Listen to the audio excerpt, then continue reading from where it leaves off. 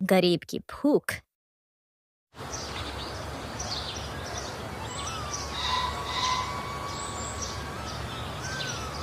आलमपुर गांव में एक छोटी सी झोपड़ी थी। अंदर से टूटी हुई, बाहर से छप्पर से ढकी हुई थी। दीवारों पर दरारें भी बहुत ज्यादा पड़ी हुई थीं। अंदर सावित्री चूल्हे पर खाना बना रही थी और पास में ही छुटकी और गोलू भूखे बैठे हुए थे। माँ, खाना कब मिलेगा? बहुत भूख लग रही है। माँ, हमने 2 दिन से कुछ भी नहीं खाया है। बस बेटा, बन ही रहा है। खाना बनते से ही फटाफट पेट भराकर खाना खा लेना। सावित्री बच्चों के लिए खाना बना रही थी, लेकिन वह मन से बहुत दुखी हो रही थी क्योंकि घर में अनाज बहुत थोड़ा सा ही बचा हुआ था। तभी हरिया घर में थका हारा आता है। सावित्री उसे देखकर और ज्यादा परेशान हो जाती है और उससे पूछती है, अजी, क्या हुआ? आप इतने थके हुए क्यों लग रहे हैं? और कुछ काम मिला या नहीं आपको? नहीं सावित्री, मैं पूरे दिन इधर उधर भटकते रहा, लेकिन मुझे कहीं भी मजदूरी नहीं मिली। राजेश बाबू के खेतों पर भी गया था, लेकिन उन्होंने भी मुझे पुराने उधार का ताना दे दिया और कुछ काम नहीं दिया। इतना कहकर हरिया थका हुआ अंदर जाकर दुखी होकर चारपाई पर बैठ जाता है। वह बहुत ही परेशान था और चिंता कर रहा था कि कैसे और कहाँ काम मिलेगा। तभी छुटकी उसके पास आती है। बाबा, मैं स्कूल कब जाऊंगी? मेरा भी बहुत मन होता है सबकी तरह स्कूल जाने का। मेरी सहेली ना राधा, वह भी तो रोज स्कूल जाती है। बाबा, मुझे भी सबके साथ स्कूल जाना है। आप मेरा भी स्कूल में नाम लिखवा दीजिए ना। छुटकी की बात सुनकर हरिया का दिल भर आता है और वह अपनी बेटी से नजरें नहीं मिला पाता और दुखी मन से बाहर चले जाता है। उसकी आंखों में मजबूरी के आंसू थे। अगले दिन भी हरिया काम की तलाश में भटक रहा था। तभी वह लाला राम के खेत में जाता है, जहां कुछ मजदूर इकट्ठा थे और सेठ लाला राम अपने खेतों के लिए कुछ मजदूर ढूंढ रहे होते हैं। आज का काम बहुत ही ज्यादा है और मुझे आज का काम आज के आज ही चाहिए। जो काम के बीच में रुका समझो उसका पैसा उसे नहीं मिलेगा। बोलो, कौन करना चाहता है काम? कुछ गरीब मजदूर गरीबी की वजह से सर झुकाकर हाँ बोल देते हैं। हरिया भी मजबूर होकर हामी भर ही देता है। हरिया दिन भर धूप में बहुत मेहनत से काम करता है ताकि वह पैसे कमा पाए और अपना घर अच्छे से चला पाए। लेकिन शाम को जब वह सेठ लाला राम के यहाँ मजदूरी लेने जाता है तो सेठ लाला राम उसे आधे पैसे ही देते हैं। अरे यह क्या सेठ जी, इतने से पैसे?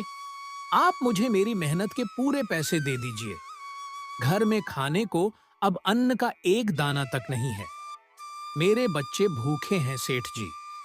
गरीब पर थोड़ी दया करिए सेठ जी। देख, ज्यादा जवान मत चला।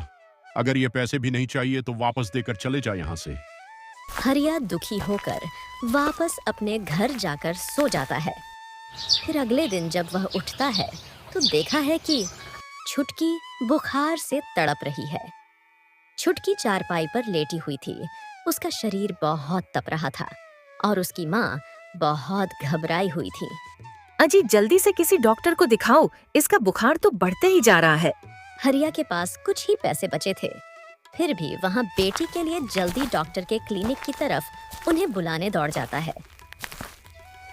क्लिनिक पहुँचते ही हरिया डॉक्टर से बोलता है, साहब, मेरी बेटी की तबीयत बहुत खराब है।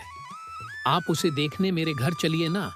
मेरे पास ज्यादा पैसे तो नहीं है, लेकिन मैं मजदूरी करके जल्दी ही आपके पैसे चुका दूंगा। देखो भाई, मैं बिना पैसे के इलाज नहीं करता। जाओ, पहले पैसे लेकर आओ, उसके बाद इलाज की उम्मीद करो। हरिया की आंखें भर आती हैं। वह गांव में इधर उधर भटक कर लोगों से मदद मांगता है, लेकिन कोई भी उसकी मदद करने को तैयार नहीं था। थक हार कर वह उसके बचपन के दोस्त राजू के पास जाता है। राजू भाई, मेरी बेटी बहुत बीमार है। मैं तुम्हारे पास बहुत ही उम्मीद से आया हूँ। मेरी बेटी बीमारी से बहुत तड़प रही है राजू भाई, और मेरे पास इलाज के लिए बहुत कम पैसे हैं। बस तुमसे ही उम्मीद है राजू भाई। मुझे तुम्हारी मदद की बहुत जरूरत है। तुम मेरी मदद कर दो, मैं जल्दी ही तुम्हारे पूरे पैसे लौटा दूंगा। देखो हरिया भाई, बुरा मत मानना, लेकिन मेरे पास भी कुछ ज्यादा पैसे तो नहीं है, लेकिन कुछ पैसे हैं जिससे तुम्हारी थोड़ी मदद हो सके। ये लो, ये पैसे रख लो। हरिया पैसे लेकर डॉक्टर के पास जाता है, लेकिन कम पैसे होने की वजह से डॉक्टर फिर से इलाज करने से मना कर देता है।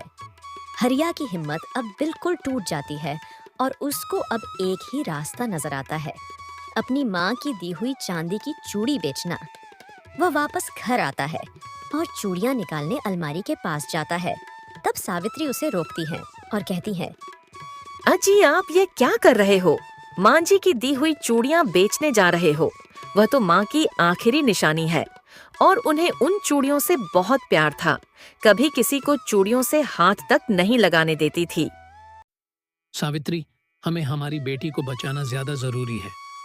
अगर बेटी बची रही तो सब कुछ वापस आ सकता है, लेकिन अगर उसे कुछ हो गया तो मैं अपने आप को कभी माफ नहीं कर पाऊंगा। हरिया दौड़ता हुआ सुनार की दुकान पर चले जाता है, लेकिन सुनार उसे चूड़ियों की बहुत कम कीमत देता है। मजबूरी में हरिया सौदा कर लेता है और पैसे लेकर वापस डॉक्टर के पास उन्हें बुलाने जाता है। इस बार पैसे देखकर डॉक्टर चलने को तैयार हो जाते हैं और वह छुटकी का इलाज कर देते हैं। कुछ दिनों बाद छुटकी बिल्कुल ठीक हो जाती है, लेकिन इस संघर्ष ने हरिया को अंदर तक बिल्कुल तोड़ कर रख दिया था। इस घटना के बाद से हरिया ठान चुका था कि वह अब और गरीब नहीं रहेगा। वह गांव के गरीबों को इकट्ठा करता है और कहता है, भाइयों और बहनों, हमें अब अमीरों की दया नहीं चाहिए। हमें अपने हक की लड़ाई खुद लड़नी होगी।